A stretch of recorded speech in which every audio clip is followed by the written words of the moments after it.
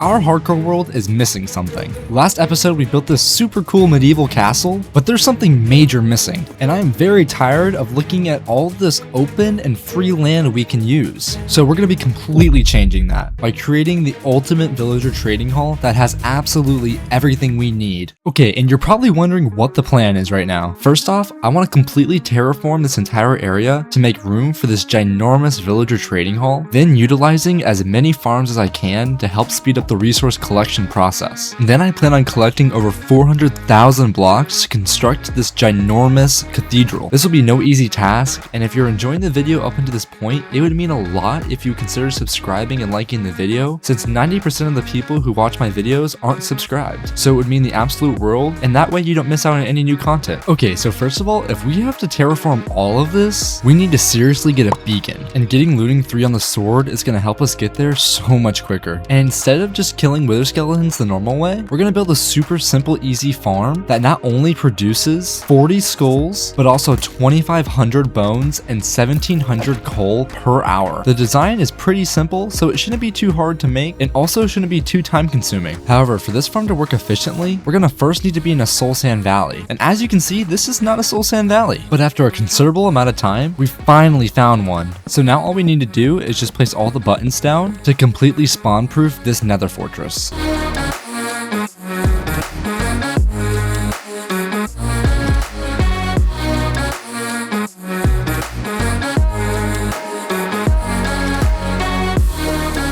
And after many buttons later, it is finally all done and we got the fortress completely finished. And now we can finally move on to building the farm. And these are all the materials we actually need for the farm, so now we just need to go ahead and get them. And the nice thing about this farm is that a lot of the materials are already right here. So we should be able to build this farm in no time. And we also just need to get a little bit of this stone here. And luckily in the last episode we were able to get Silk Touch on our pickaxe, which is going to make this task a lot easier on me. And that just about does it for the stone. So now let's head back to the base and get all this smelted up so then we can get working on the farm. So we're gathering the sand for the glass right now, and I just realized there are absolutely no desert biomes anywhere near me. I won't even tell you how long it took me to find this. However, I think that's a later me problem. For now, this is absolutely fine. Okay, I think this is more than enough sand. Let's go head back to the base. Out with the old, in with the new. And while we wait for this sand to smelt, we're gonna go ahead and go chop some trees because we need to get a lot more buttons, as if we already didn't get a bunch before. But it's okay, because that's what Minecraft's all about, right? Right. Well, that was creepy, but let's get to chopping.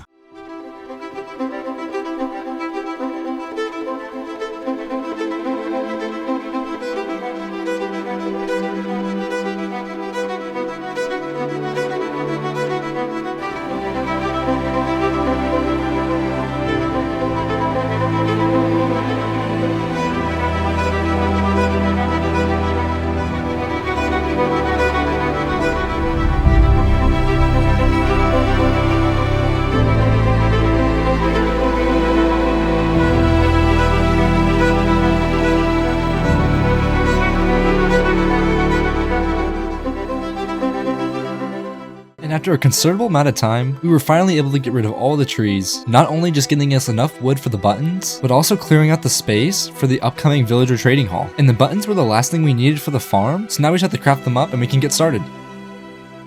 Okay, I think that's more than enough buttons, but I had to get used to the tree somehow. And those buttons were the last thing we needed for the withered skeleton farm, so now we can transport all these materials to the nether. And yes, I do have to transfer all the materials by hand. We seriously need to get shulker boxes. But nonetheless, we finally made it. We got all the materials transported successfully, and now we can finally get to work.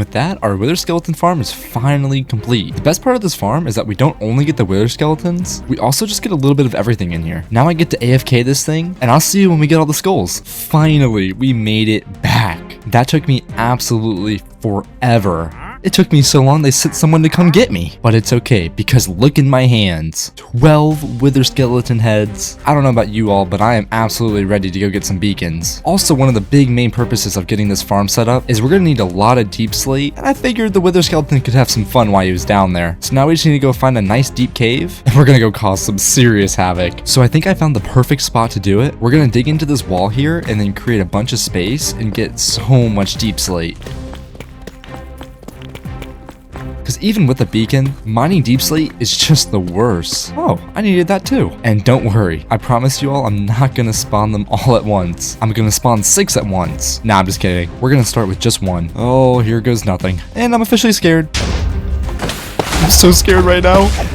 Oh. Okay, that actually wasn't too bad. And awesome, we got our first nether star of sadly many. And oh my goodness, yes, this is exactly what I really want, all that deep slate. Alright, well now all I have to do is just go do that 3 more times. Should be no big deal at all. I'm totally not scared for my life right now. And I'll see y'all once we get it done. Oh my goodness, we're finally back. That was definitely the top 5 scariest things I've ever done. And that's not helping the situation. Okay.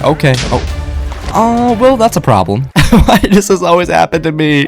Oh, okay, that's finished. Seriously though, what the heck? But now all I have to do is just head back into the nether, because that's the second benefit of the farm. We also get zombie pigmen, and if you don't know, zombie pigmen drop gold, which we'll be using for our beacons. I'm also now realizing how much AFK we're actually doing in this video. So when we're done getting our gold, we can finally make our beacons, and I'll see you then. And finally, we're back, and take a look at this. An entire chest full of gold nuggets. And that was all from an overnight AFKing session, and I think there's only one thing left to do with these. Wait. Hold on. Sorry, guys. My allergies are kind of bad right now. I think I kind of have to... Oh, man. Sorry about that, guys. Anyways, we now have this beautiful beacon, and this thing is going to help us get this land cleared so fast. We need to completely remove from about this line to pretty much right here on the mountainside. This is going to be a huge project, and honestly, it's going to be the biggest build I've ever made in my entire career of Minecraft. But I am so excited to get started. So then let's do it.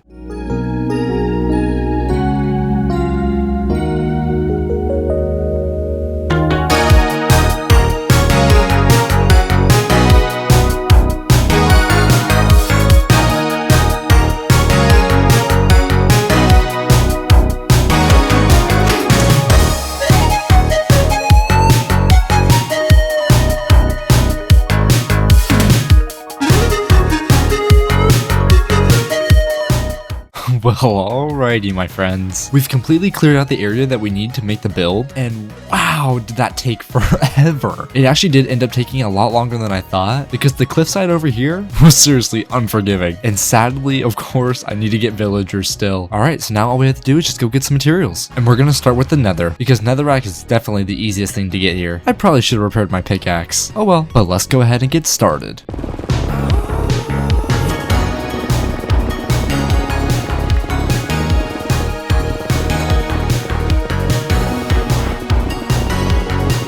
Okay, well that was incredibly close to breaking the pickaxe, but that should absolutely be enough for what we need. Because I know for a fact we actually have quite a bit still at the base, in my incredibly organized chests, of course.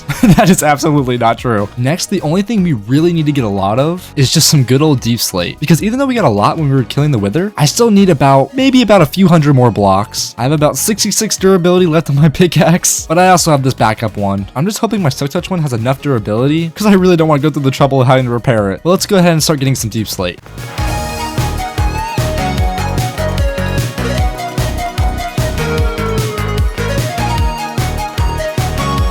Well, that's a nice surprise. Funny enough, we'll actually be using some mineral ores in the build itself. I already have enough, but it's always nice to have more.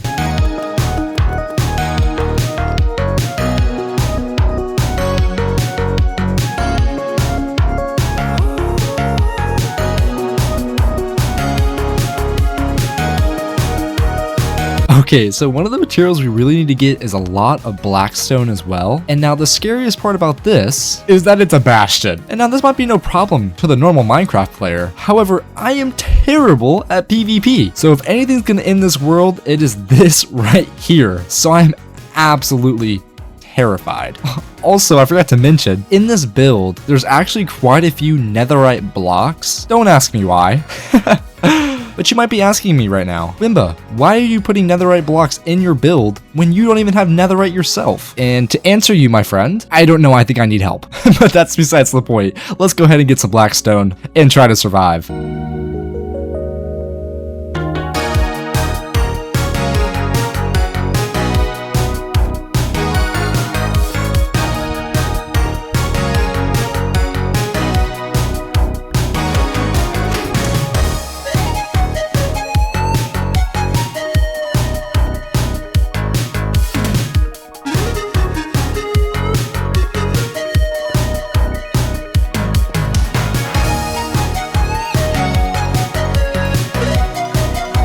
Oh man, resource gathering complete.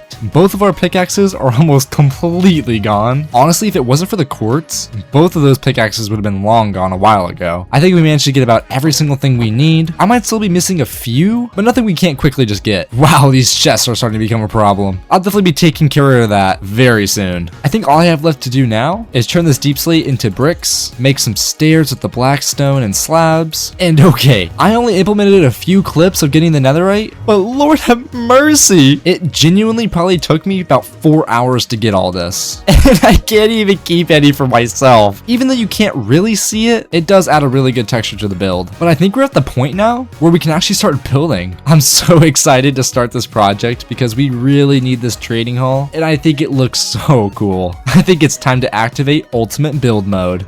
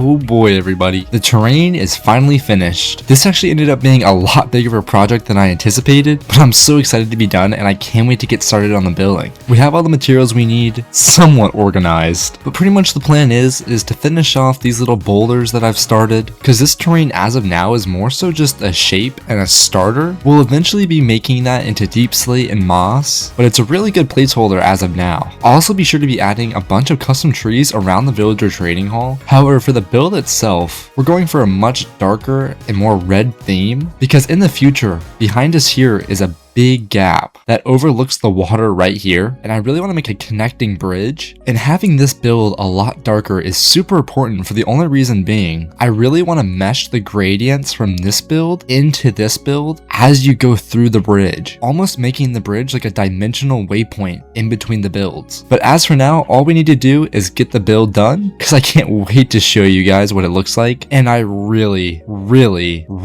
need mending. But now, I think the only thing we need to do is start the epic build montage.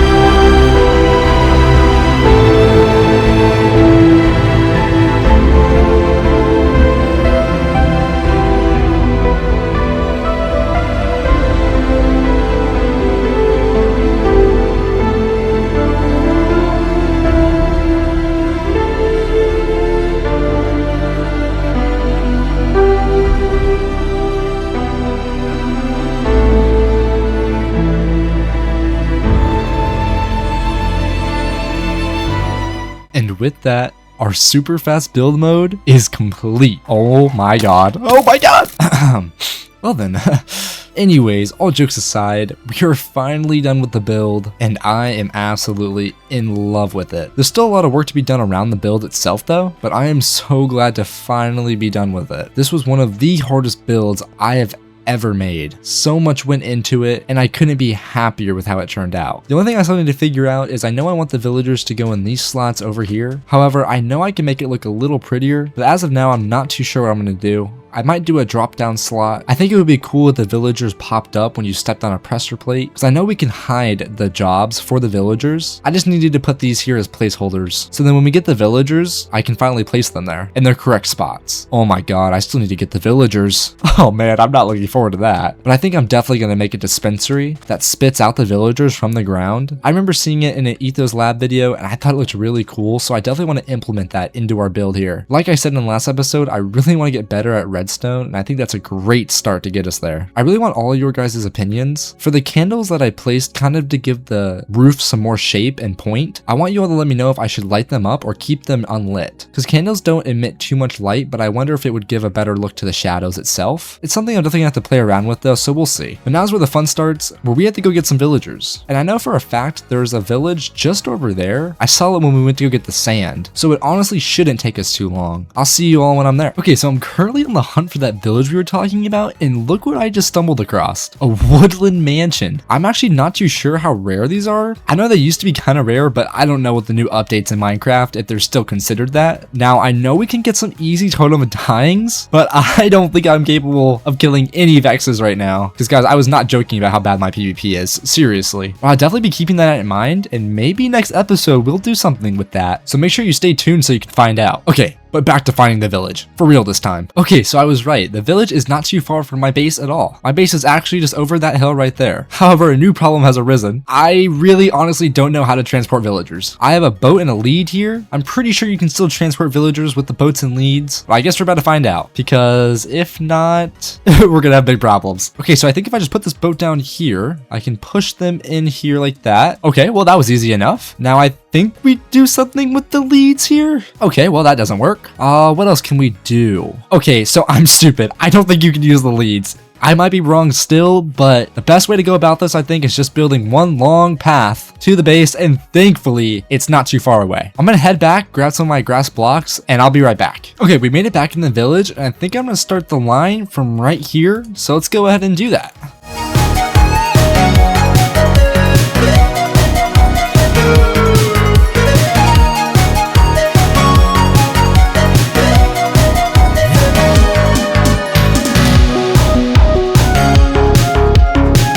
Alright everyone, and just like that, we finally got the path done. And okay, I will admit, it was a lot further than I thought. But it's okay, because this will be so much easier to traverse these villagers. Because if you've never worked with villagers before, villagers are a pain in the butt. But let's go ahead and get these guys in the boats and transfer them all over.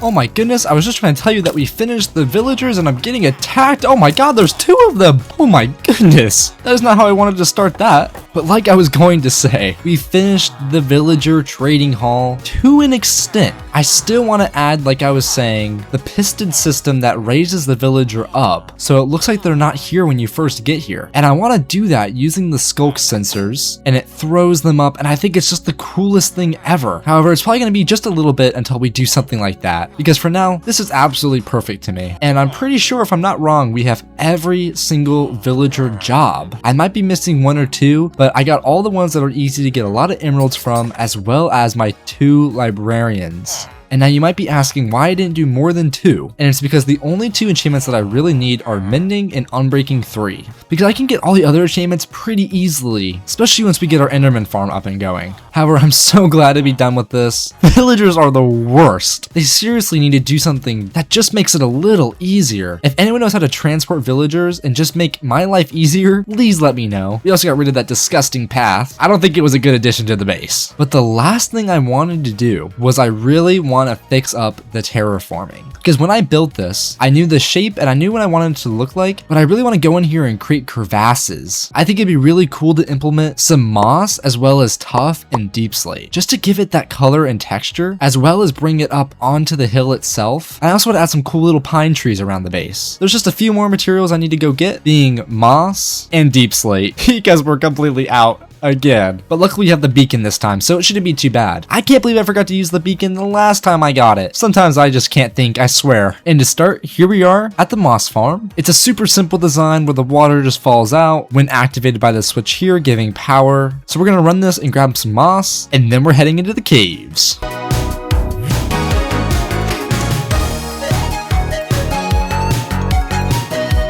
Okay, so I stood AFK there for just a little bit. I think there should be plenty of moss to get done what we need to do. And now we can move on to getting some deep slate, because luckily I still have a lot of tuff left from the first wave of withers. Well, let's go get some deep slate.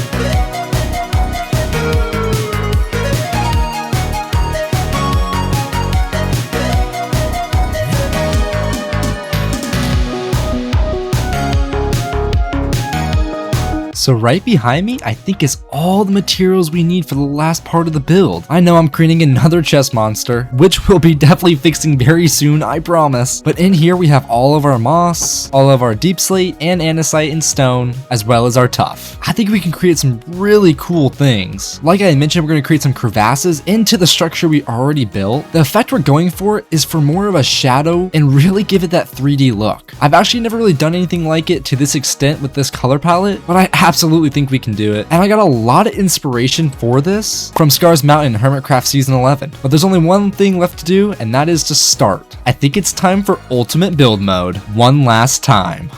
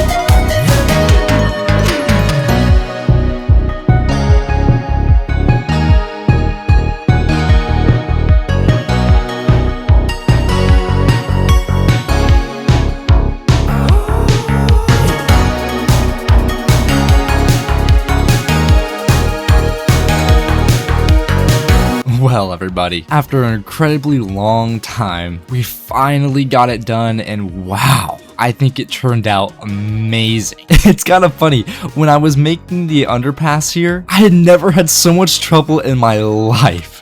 I was rewatching that recording and I was just jumping all over the place and it looked terrible, so I'm so sorry there's nothing of that. But I hope you enjoyed the process of seeing all these trees come up. I had a lot of fun designing them, and I think they look really nice. And then I came in through here, added some nice grass, some flowers. Also made sure to give some detail into the moss here as well. And I really like the boulders. I might come in through and fix them a little bit, because boulders are kind of tricky in Minecraft. And I definitely want to add some sort of lighting source. So if you guys have any ideas, please let me know. But that's about it for today's episode. I love you all to death, and thank you so much for the recent support on the last video, as well as 400 subscribers. I couldn't even imagine getting 100 subscribers, let alone 4 times that. So seriously, thank you all so much. And until next time, I'll see you later. Bye bye.